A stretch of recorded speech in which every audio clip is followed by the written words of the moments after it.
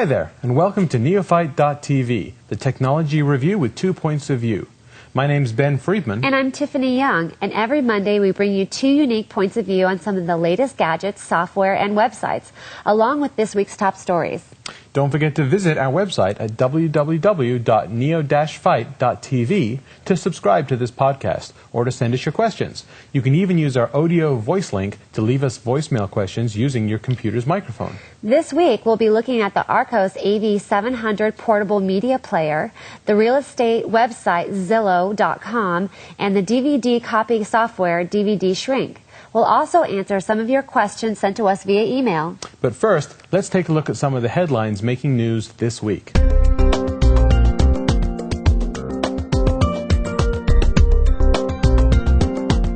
Spyware researchers at WebRoot Software have uncovered a stash of tens of thousands of stolen identities from 125 countries they believe were collected by a Trojan horse virus. The FBI is investigating this stolen information, which was discovered on a password-protected FTP server in the U.S. and is believed to include names, phone numbers, social security numbers, and user logins and passwords for tens of thousands of websites. The anti-spam firm Blue Security was knocked offline earlier this week. CEO Aaron Rishef said his company was attacked by a major spammer named PharmaMaster, who used a combination of methods to knock out the company's website and the servers hosting its services. The attacks that crippled Blue Security were preceded by PharmaMaster sending out threatening emails to subscribers of the Do Not Intrude registry, warning them of even more spam if they did not withdraw their subscriptions. Hewlett-Packard unveiled 5 new business notebooks this week, including the HP Compact NC2400 notebook PC, which is less than 1 inch thick and weighs less than 3 pounds. It includes a full-size keyboard and an internal optical disk drive. The company also rolled out the HP Compact NC6400 notebook PC, which is based on the Intel Core Duo processors and can be equipped with high-speed wireless data modules. Intel will sell its new generation of CPUs under the brand name Core 2 Duo when it launches them this summer. Intel plans to launch its desktop chip, codenamed Conroe, in July, and its laptop chip, codenamed Murom, in August.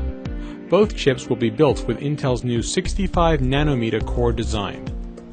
The new naming system will supersede the Pentium D dual-core brand for desktops and eventually take over for future chip designs, such as a 4-core and 8-core processor. Samsung Electronics has announced 2 new cellular phones that says are the slimmest of their kind. The SGH X820 is slender at less than 0.3 inches thick and light at just 2.3 ounces, but it still manages to pack a 2-megapixel digital camera. The SGH D900 is the thinnest slider-type phone available.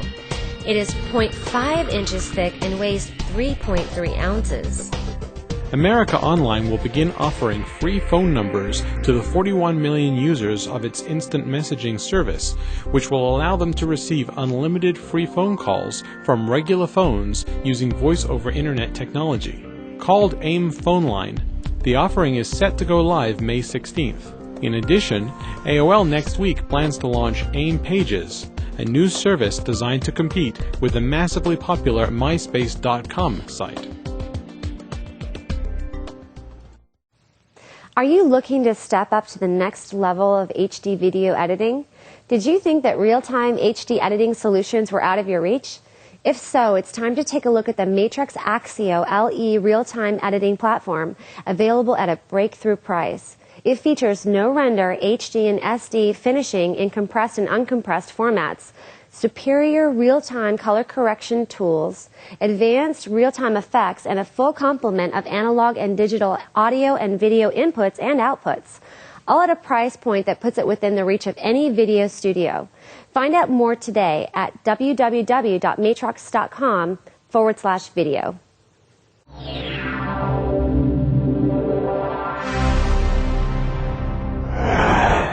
Hi there and welcome back to Neophyte.tv. In this spotlight we're going to be looking at one of the latest portable media players to come out on the market, which is the Archos AV700.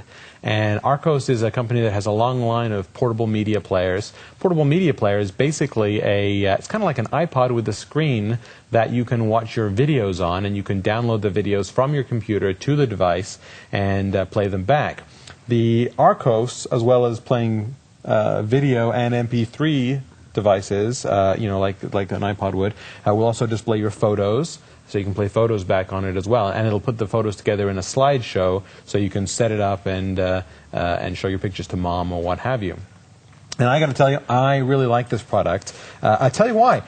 You have an iPod. Right. Right? And I know you love the iPod. That thing has a tiny, tiny screen. Screen is this big. It is little, on the iPod. Yes. What I like about this unit is it has a big, as you can see here, big 7-inch screen. Let me turn it on, and you can take a look at it. There's the big, beautiful blue 7-inch screen that's booting up there, and it's a widescreen. You notice it's widescreen. Right. It's not like the iPod that is only like regular 4:3, regular size TV screen. This is a widescreen, so when you're watching your movies, you're watching it in the widescreen format that it's supposed to be in. Now, what about battery life on this? I guess I would be wondering next what the battery life is. Battery life on it is about, well, they claim 4 hours, right. but I found it was closer to 3. But, can you tell I like this product? If you look on the back, you can see this outline. He's excited about this product, can you tell? You can see this outline. It has a removable battery. So right. you can buy a second battery, keep it tucked in your bag, and take that second battery with you on the airplane or what have you, so that you have a longer amount of time. Right, which was going to be my next point, which was that, well, that's great, except for if you're on a long flight. I don't know, my experience has always been with battery life, when they claim 4 hours, I basically cut whatever the number is in half, because I always seem to get pretty consistently half of what they say. I don't know why that happens, it just does, and how they can kind of get away with that, but they do. So as far as a second battery, how expensive is that to buy? I think it's about $40–50. Right. Which brings up a problem in right. that's on top of what is already not an inexpensive unit. Right, which was my next question, is how expensive is it? It's about $500 for this unit. Ooh. Now, wait. It's $500 for this guy, but this guy has a 100-gigabyte hard drive. Wow, there's actually nice. there's two models. There's one with a 40-gigabyte, one with 100 gigabytes. 100 gigabytes. I found that I've used this not only for putting on my movies and my MP3s, but sometimes if I'm in a pinch and I need to transfer some files from my home to my office, right. I'll actually transfer the files here. You've got 100 gigabytes of space. Right. You got plenty of room to store that. Well, and then that's a nice feature. My other question is how seamlessly are you able to get, say, your DVD, blockbuster movie, all the things that are new and upcoming with encryption, how seamlessly are you able to get that on this unit? It is, it's like any of the units. Well, I guess actually the iPod does do this a little better because you've got iTunes. It's even hard with iPod. I was wondering if they maybe had a different software program or something different that makes it easier. No, the stuff that it comes with is not very good. Right. I don't use any of the software that it comes with. I use different bits of programs, right. stuff that we'll talk about coming up with DVD Shrink and some of the right. other programs. So my point would be is that this is a great product. However, I would like to see some very ease of use. If this product is designed for DVD viewing, traveling, wherever you're going to take it, and you don't want to take your movies with you, obviously you want to get it on your device, I would like to see that to be a very easy, seamless way of getting it onto your portable device. Before I would spend $500 on it. Right.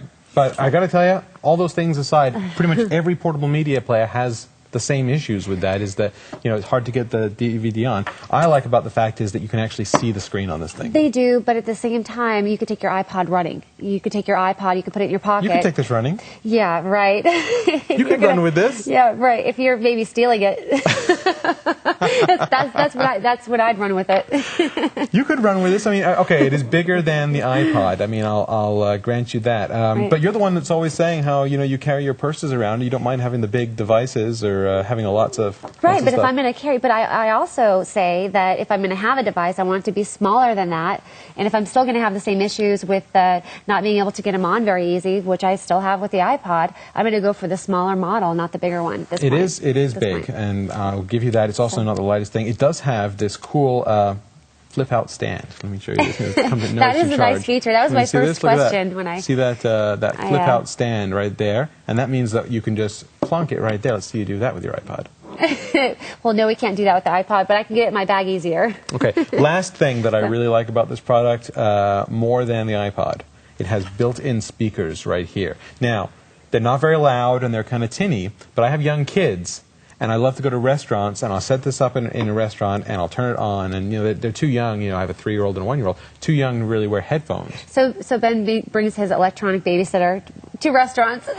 My wife calls it the cop-out. Yeah. Oh, that's funny. That's good. I like that. Yeah. So I am very impressed with this device. It works seamlessly. The software that comes with it is not that great, but the software on the unit is great. I think of all the personal media players that I've used, this is the best one. I give it a 5 out of 5.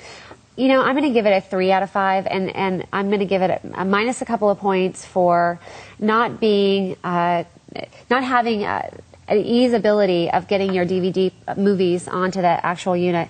I don't have time to spend a couple hours trying to figure out how to get my movies on there. Secondly, I think it's a little pricey for $500. I think that the iPod is actually a better option given that it's a little bit smaller.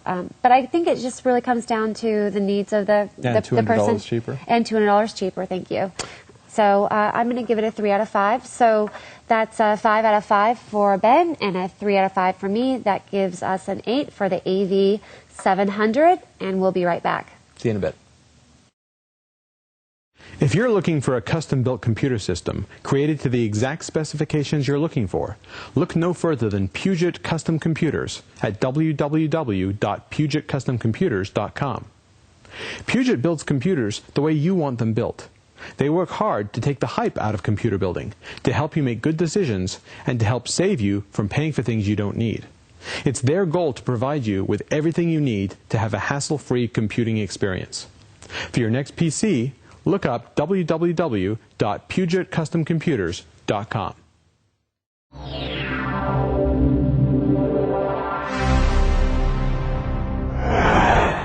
Welcome back to neophyte.tv.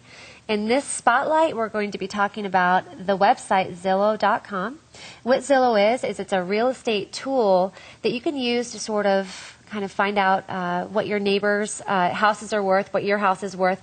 What I like about Zillow is that it does a Google Earth type of imaging, so you kind of come in on your website and you can really see how everything's laid out geographically with your house or your neighbor's house or whoever whatever you want to look at. So you type in your address? You type in your address, exactly, and it'll take you right into that area of real estate. It'll give you an actual price, which is nice, on your house. Now, is it accurate? Well, see, this is the big problem that I had with this. And I think this is great. I was just saying it's great if you're dating someone new. Maybe instead of asking them how much they make or something, you're worried about that, you just ask their address. Right. We were just saying that instead of asking them what they do for a living, ask for the address. So yeah, I'll Zillow.com you, and I'll tell you whether or not we're going to be going out again. Exactly. So to see how much their house is worth. Yeah, it is cool imagery, but the question is, how accurate is it? Did you look up your house? I did. And how accurate was it? It was off a lot. And you know why? It's because I think it's two things. They don't know all of the upgrades that you've done. Right. And upgrades do swing housing prices 20, 30, 40%. If you've got a granite and all that kind of stuff inside.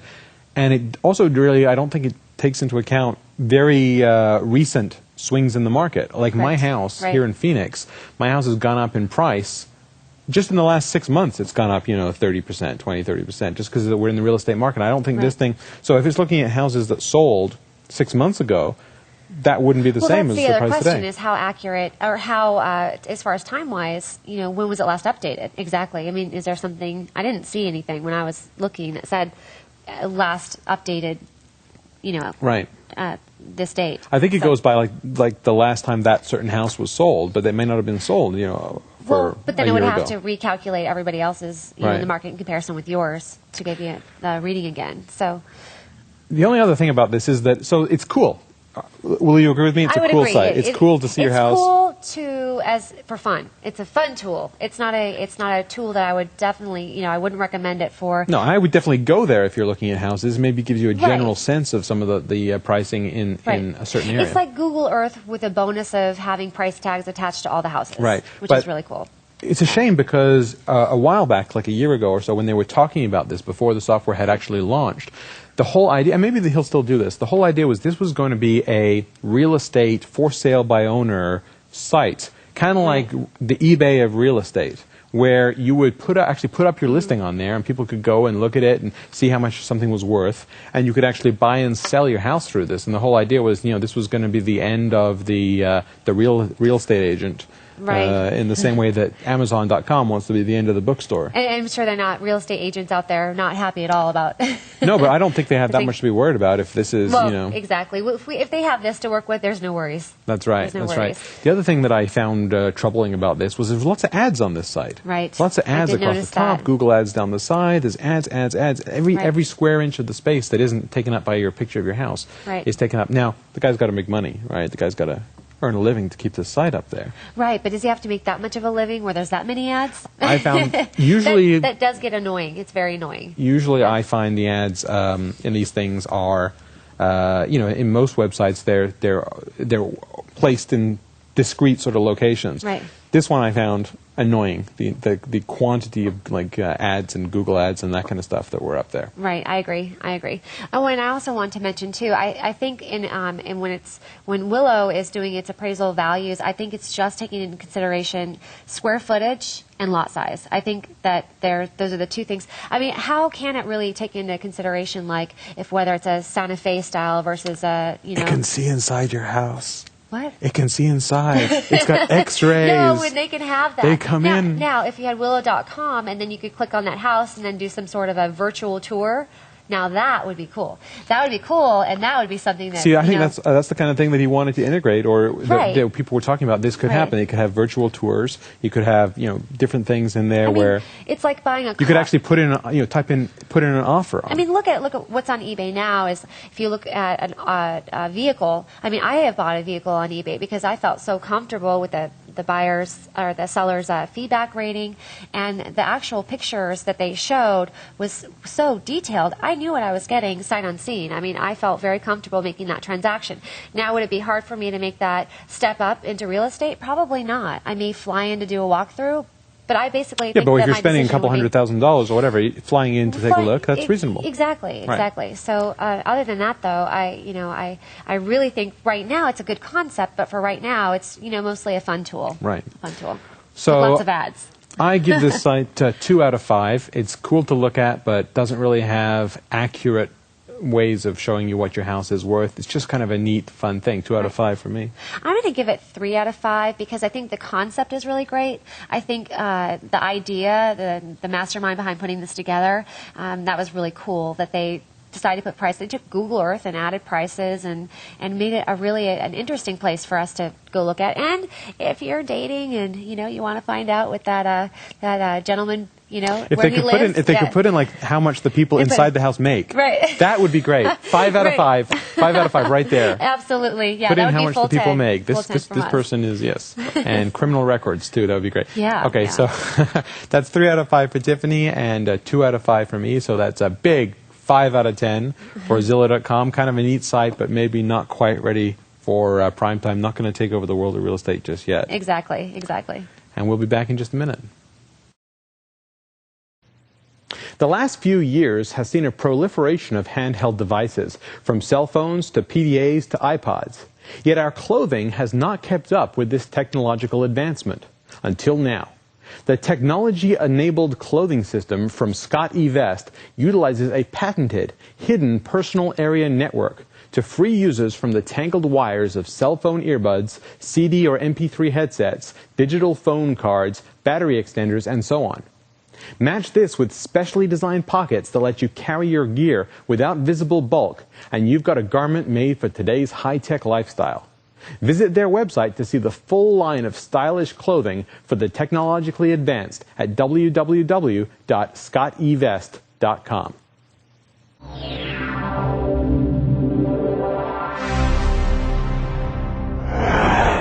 And welcome back to Neophyte.tv. In this spotlight, we're going to be looking at a piece of software called DVD Shrink, which has been out for a little while, but is actually a very neat piece of software. And here's what it's supposed to do. When you get a DVD from Blockbuster Video or a store, whatever, and you rent a DVD or buy a DVD, that DVD is dual layer. It has about 8 gigabytes worth of information on it, and it's encrypted. DVD Shrink does two things. One, it decrypts the DVD so you can copy it to your computer. Wait, not with the rented, only with the purchased, right? No, it'll decrypt just about any DVD. I know, but... Oh, only with DVDs that you've bought. Right. Don't decrypt your rented DVDs. Right, big. Okay? No. Or else you have to go to FBI.com. Yeah, that warning. Have you ever read it? Yeah. That big warning? Okay, yeah, so right. the other thing DVD will do is DVD Shrink will do is it will allow you to shrink the file from the 8 gigabytes down to 4. How does it do it? Two ways. One, you get rid of the titles, the menus, the extras, Pretty the cool. subtitles, the other languages, if it's in French and Spanish and all that stuff, you can throw all that stuff out, so it takes up less room on the disk, and it will also compress it higher so that if you still can't fit it on a single disk, it'll compress it down to a smaller size. You lose a little bit of quality, but not a lot. DVDs still look pretty good, even after you compress them down a little bit more. Right. So what this does is, if you only have a single-layer DVD burner, or you want to use the less expensive single-layer discs, you can use DVD Shrink to decrypt and get ready for burning a regular Hollywood movie. Right. And that is a very nice feature. One thing I did find that was a little bit frustrating is finding DVD Shrink is a free download. Right. And what I found was it was very hard to find the free download because You know why? Why? Because the guy who wrote it can't sell it anymore. I mean, this is one of these bits of software. This is one of these bits of software, or I don't think he ever sold it, it was free, but they decided, that it might be illegal. There's questionable legality here. Oh, really? So if you go to the Really? DVD Shrink site, he cannot actually tell you where to find it. Oh, did you notice that? Well, I remember, it gave me like 4 or 5 other options for downloads. It says click here, freedownloads.com, and then I fill in my information. I'm like, ooh, gotta get my software. And then it says $39.95 to subscribe. To what? To I don't know what I'm subscribing to. Something completely else. If you do a So- Google for DVD Shrink, you'll find it, and it's free. But it's not available just anywhere. You actually got to go look for it. That's exactly right. And I did find finally found this site to get it for free, that you just basically register, and you don't have to put in your Visa, MasterCard, or other method of payment. And you can download it. So how did it work for you? So it worked great. It worked great. Once I finally found it, and got it downloaded, it worked absolutely wonderful. So now, keep in mind, this is not going to get the video onto your iPod. It's not going to get it onto your Arcos. It's not going to get it onto any portable media player. This is really designed. It stays in DVD format. Right. But it just gets rid of all the menus and titles and crap and shrinks the size of it down. Right. And remember, in order to get it from your, out of DVD into your iPod, you have to have a supplemental software program. That's right. Because this doesn't transcode. You need another program. Right. Or right. If you want to do your DVD to PSP. Yeah, PlayStation. Yeah, PlayStation. Which is or MPEG-4, iPod, right? Or iPod, MPEG-4, or Windows Media format. You need a transcoding thing.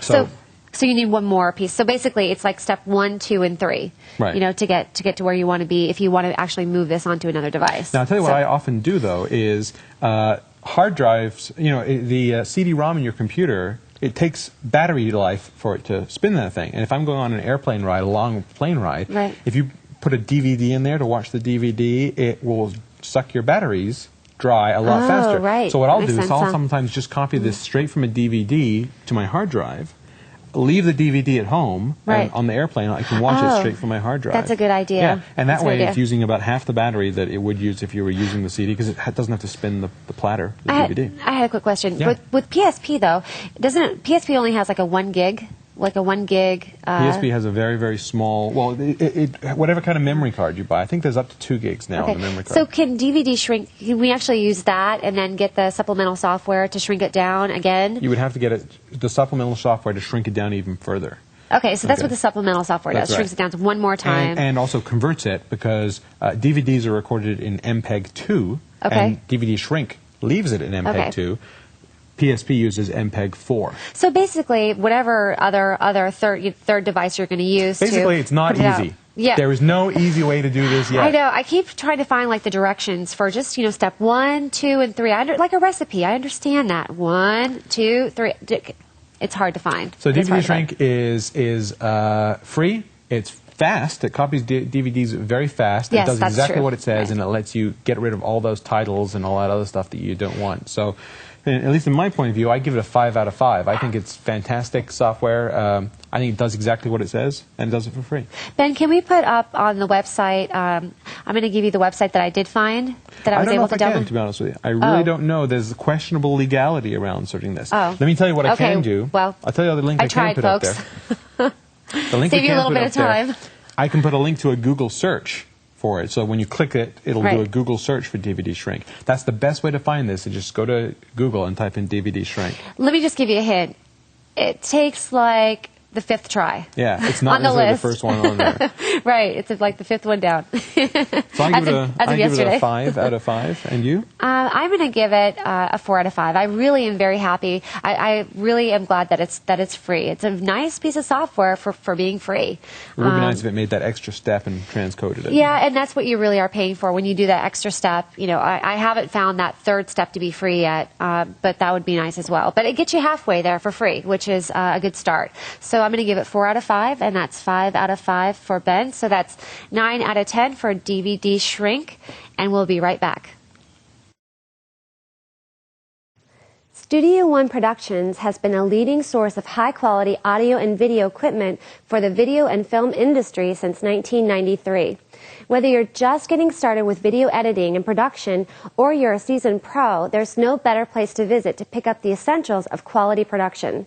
Studio One's easy-to-navigate website makes it easy to shop for monitors, cables, mics, instructional videos, filters, adapters, in fact, everything you need to produce professional quality video. Visit them today at www.studio1productions.com.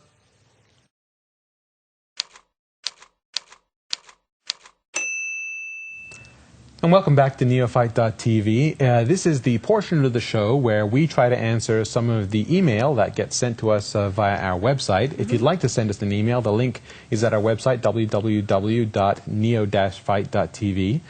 And our first email today says, what's the difference between Intel and AMD CPU processors? Is one better than the other? What do you think, Tiff? I know what an Intel processor is. I don't. Tiffany can't spell AMD. Yeah, so. I thought it said and processors. I'm like, what? I don't know what a AMD processor is. Okay. So maybe you could fill us all in, including me. I have to tell you, it really does, for the average user, if you have an Intel processor or an AMD processor, really not that big of a deal for the average user. It's kind of a leapfrogging thing where every couple of years one gets faster than the other. So a few years back, Intel, you've heard of the Pentium, right? Pentium 4. Right. Pentium 4 was like the fastest chip out there. It was super fast. And then this new company called AMD came along with the Athlon X2 processor. Okay, new language. You ever heard of the X2 processor? Okay, and that was the first dual core. Okay. Before Intel came out with dual core. When you say dual core, you mean 2 separate processors? Yes, dual core means basically it's one chip, but it has 2 processors on the one single chip. Right. And it basically, it doesn't quite double the speed of your machine, but what it does do is it allows you to do 2 things at the same time. So it'd be like having 2 computers in one. Like having 2, you still only have 1 keyboard and 1 screen and what have you. But the speed of 2 computers in one. Okay, now, I get it. to make things even more dramatic, Drum roll. Yeah. Intel just released their new Core Duo, they're called. Right. Core Duo processors. They're in the new Macs, and they're in a lot of the new laptops and such, these Core Duos. And the Core Duos are now super fast. They are the fastest laptops you can buy now are the Core Duo laptops. Okay, so you're saying that the Core Duo is different than the... X2? Yeah, exactly. Yeah. So it's two different computers. Basically, the answer to the question is which one is better. Neither of them, one is not that much better than the other. Some people say for video editing, the Athlon is a little faster, the X2. Okay. But for other tests, and also if you're a gamer, it's not so much the CPU that's important, it's your graphics card and how fast your graphics card is. So would you say to that, our viewers, that it depends on what you do?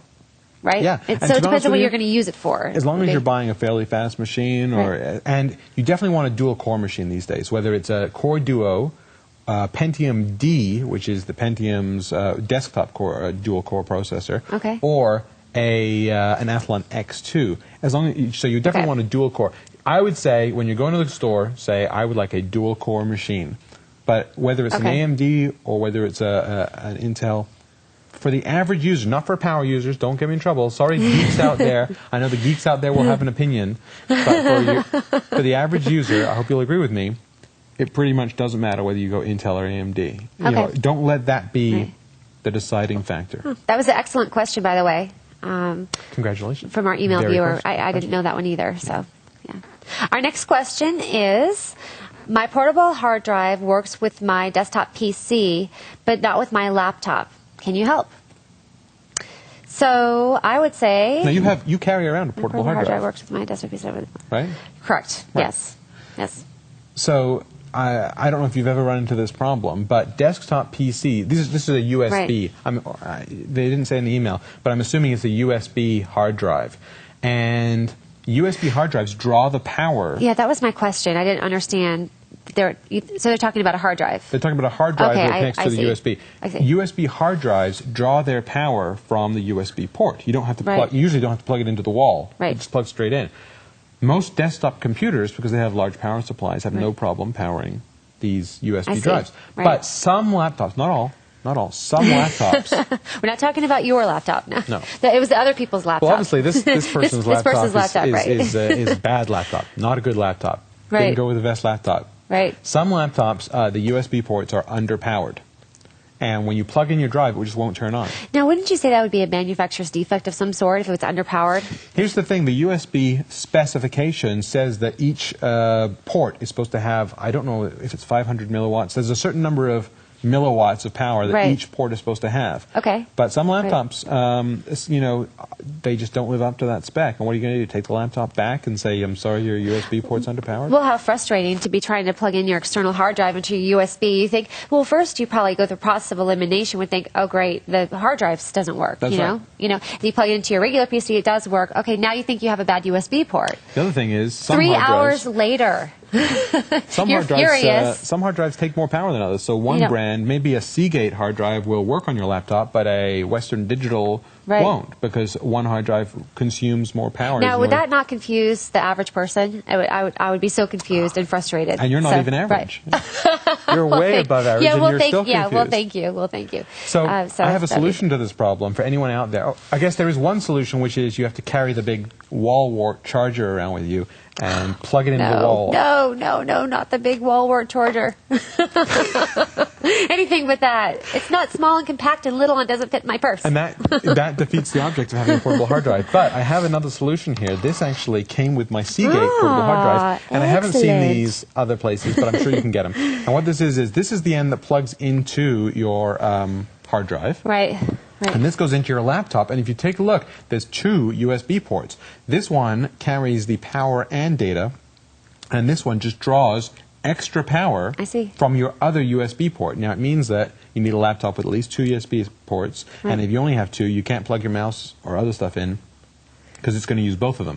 But this way does ensure that you're getting twice as much power to your hard drive. Now, does it say, how do you know which one to plug that into, like which port in your computer? You got to plug them both in. Okay, so well, it doesn't matter. Doesn't make a difference. It doesn't make any difference one or the other. So not one is just data and the other one's this one is just data. This one's data and power, and this one is just power. So you I cannot get it. plug. Okay. You can't plug just the blue one in. Right. If your computer had enough power, you could plug just the green one in. Right. But really, you need to plug them both in. So that's just in case.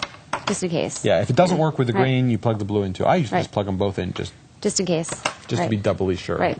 Well, that's because Ben's doubly sure. He's got all these cords and extra things laying around all over the place. And that just about wraps up all the time we have for this show. Don't forget to bookmark our site, www.neo-fight.tv. Don't forget to send us an email or an audio voice link. And we will see you next week. Thanks for joining us, folks. Don't forget to email us your questions and audio voice link as well. We love getting those. Thanks a lot.